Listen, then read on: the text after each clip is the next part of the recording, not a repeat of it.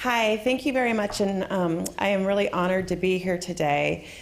I'm going to ask everybody to sort of switch their thinking for just a moment, because instead of talking about a particular evidence-based practice or talking about scale-up of a particular program, what I'm going to be focusing on is the stages of implementation completion, which is a measure that focuses on the measurement of implementation process itself. And I'll go through and take you through the evolution of how this measure was developed a little bit, and then give you some idea of where we are currently in our development of the measure. First, I would like to acknowledge our funders. This obviously is not something that happened out of one grant. In fact, Patty Chamberlain had some randomized clinical trials, implementation trials, that I'll give you a brief background on. And that is really where the development of this measure began. And since that time, we've been able to secure some additional funding to focus specifically on the development of measures focusing on implementation. I also would like to just thank my investigative team, because this is certainly not something that happens in a vacuum. Implementation, as you guys all know, happens across a whole host of levels of stakeholders. Well, the same is true when trying to determine the measurement of implementation. This is not something that we can look at through the lens of just a single individual. So to begin with, I just want to acknowledge the fact that there really is a growing body of measurements that are a growing body of work around measurement of implementation with key targets of implementation. So for instance, many folks have heard about the organizational culture and climate measures, organizational readiness measures, leadership, attitudes towards evidence-based practice, research evidence use, and there continue to be more that are growing. This list is certainly not exhausted. And so what I want to do is I want to acknowledge that there is a growing body happening there. But where we have a gap is the measure of implementation process itself. So rather than focusing on these key targets, on leadership, on culture, on climate, what is it about the implementation process that is necessary to help organizations and to help agencies be successful both in choosing evidence-based practices, but also in actually implementing those, with the outcome being that we want to make sure that folks are using their resources well, that decision makers are fully informed of what it is that they are getting involved in when they decide to make the decision to adopt a practice. So we're looking at rate of implementation, implementation activities. What are those activities that are required for successful implementation? Looking at patterns of implementation behavior. So that's the interaction of that rate and the implementation activities. But then also measure of implementation outcomes. And we just heard a little bit about some of those specific outcomes, such as implementation milestones and rates of penetration. However, when we're trying to think about that, for those of you who are involved in the implementation science world, but also in the intervention development world, you know that implementation of evidence-based practice is not an easy task. It is not a linear process, and it involves extensive planning. We just heard about the extensive training, fidelity protocols that need to be in place. Also, there's a complex set of interactions. It is not just a straightforward one person that the agency decides to adopt and then it's done. In fact, it's this interaction between the developers, the system leaders, the frontline staff, but then ultimately the consumers who have to buy into whether or not this is the correct model for them to meet their treatment needs. We also know that it's a recursive process. Again, it does not, we would like for it to happen linearly. We sort of talk about it happening in this linear fashion, but what we know in fact is that there is a lot of back and forth. These implementation activities do not happen in a straightforward way due to things such as turnover. Folks might have heard about the inner and outer context variables in implementation science field, and those really help to define this recursive nature of implementation. So when we're trying to figure out how do we measure implementation, we have to take all of those factors into account. So we also know very little about which methods and interactions are most important. It's been assumed that implementation process is very EBP specific. So to name a few, we might have MST. They have their implementation process. We have MDFT. They have their implementation process. We have our MTFC. We have our implementation process. And until very recently, many of the developers felt that their process was completely just for their process. And what we're finding out, though, is that we don't really know which process is needed. We also don't know which elements of a process are actually necessary for successful adoption. Just because this is the way we've been doing it does not necessarily imply that that's what's necessary. So from an agency's perspective, from an organization's perspective, they want to know which of these activities do I need to do in order to maximize my use of resources. So out of that, we developed the stages of implementation completion out of that idea. And really this came from Patty Chamberlain's work, where she had one of the first implementation trials where she was going to be testing head-to-head 2 different implementation strategies. So we get this funding, we're super excited about it, and then we realize, oh my gosh, how are we going to measure our primary outcome, which is which strategy is actually most successful in helping programs obtain success. So I had the good fortune of being a part of that team and being given the responsibility of figuring out how we were going to do that. So what we did is we took this opportunity that Patty had of observing 53 sites in California and Ohio, and took the opportunity to really observe them, observe their implementation behavior from the engagement stage. So from the fact of when they say, yeah, we're willing to consider your evidence-based practice, which in this case was multidimensional treatment foster care, which is an EBP for youth and foster care, and we followed them all the way through the achievement of competency.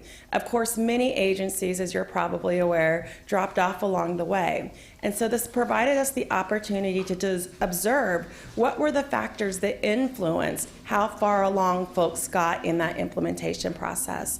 We mapped on to what previously has just been a theory of 3 phases of implementation: pre-implementation, implementation, and sustainment. And then we developed this tool, the SIC. Again, focusing on duration, so the rate of implementation, the thoroughness or the quality with which sites conducted their implementation, so looking at the proportion of recommended activities they completed. And then we started looking at the dates in which they completed these activities.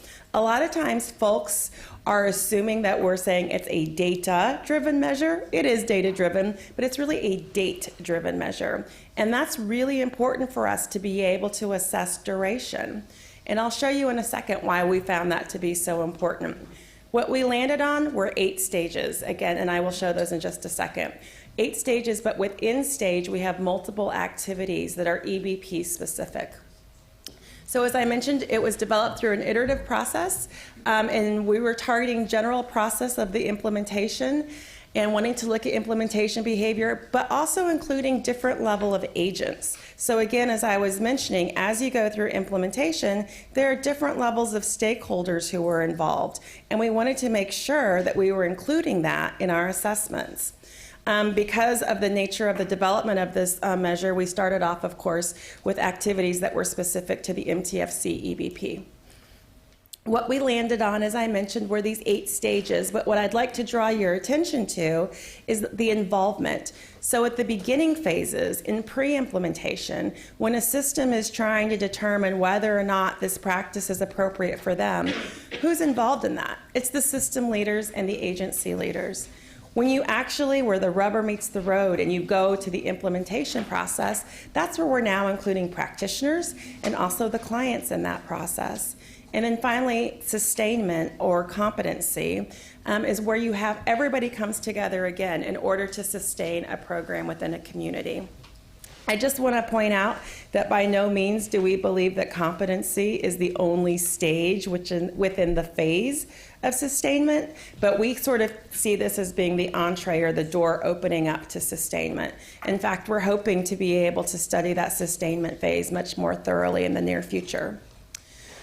Just very briefly, I just wanted to give you an idea of some of the activities that occur within stages. And so we're looking at, for instance, agreeing to consider implementation, stakeholder meetings, getting your fidelity monitoring system set up, and engaging in the dialogue with the developers and with your purveyor organizations around implementation review.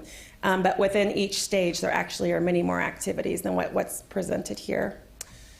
The SIC yields 3 scores. We have our duration score, so the amount of time that it takes for you to complete a stage, your proportion score, the number of recommended activities that are completed, and then your stage score, which is how far along within the implementation process your agency or organization goes. But then when it came to scoring this and figuring out the psychometrics, there are some challenges. Just like there were challenges of figuring out how the heck were we going to measure this, now that we figured that part out, we're like, oh my gosh, how are we going to evaluate our measurement? That recursive nature that I was talking about means that we can't just do total scores. It also means that we're not able to look at each stage across the entire SIC, because agencies might be in more than one stage at a time. They might also be going backwards because of that recursive nature. And so working with my data analyst, Jason Chapman, who has been just a dream to me, we landed on Roche-based modeling to help account for these challenges. Very briefly, what we've learned so far about this is the MTFC-SIC. The MTFC-SIC is reliable, both in ratings of activities, but then also site reliability for both proportion and duration. We've demonstrated face validity with some work that we actually have conducted with Hendrix Brown and his group, where we were able to, the SIC was able to cluster sites into 3 different types of sites: those that complete activities relatively quickly, those that are relatively slow, and then those non-completers, but then also the proportion of activities that they complete. What we actually found is that you have to hit a little bit of a sweet spot. You don't want to go too fast. You also don't want to go too slow. You don't necessarily need to complete all of the activities, but there are some critical key activities that if you skip, your chances of success are going to be decreased. We were able to then replicate this with real-world sites. What I just showed you came from that trial that Patty had been conducting. We then went back to our real-world MTFC sites, took the 75 most recent sites, conducted these same analyses by retrospectively taking SIC data and mapping it onto, retrospectively taking their data and mapping it onto the SIC, and essentially were able to replicate what we found from our study. So what we just quickly can say is that the SIC can reliably distinguish poor versus good performers, also can reliably distinguish between different implementation strategies. It seems to be meaningful prediction of implementation milestones, can help us predict successful program startup, can also help us predict achievement of competency. So the current work that we're doing with the SIC is trying to adapt this to other programs and other service sectors to see if the SIC can indeed be useful and serve that same level of utility. What I have listed here are the other evidence-based programs that now have SICs that have been developed for them. Those that are highlighted in red are the ones that are participating in my current R01 focused specifically on the SIC. But one of the things that we found that I really want to point out is that across all of these different EBPs, there are more similarities than differences in the types of activities that they are including in their implementation strategies. As a result, what we are doing is we've developed the universal SIC, and I'm going to be talking much more about that at the D&I conference next month. But I just want to point out the fact that this is done in an iterative fashion with collaborating with the developers and the end users. We use retrospective data to see, does what we come up with in the SIC, what we've defined for activities, actually occur in reality? Then we use prospective data collection to see, is this actually useful to the developers and the purveyors in helping coach programs along to achieve success? And then one unexpected outcome that we found is that the SIC is helping developers sort of inform their implementation strategies. So they are realizing things that they might not have been including before, or things that they were including that were taking a lot of resources that weren't necessarily, necessary for success. Because I'm out of time, I'm just going to say that our preliminary studies of the universal SIC psychometrics are very promising and basically replicate what we found for the MTFC-SIC.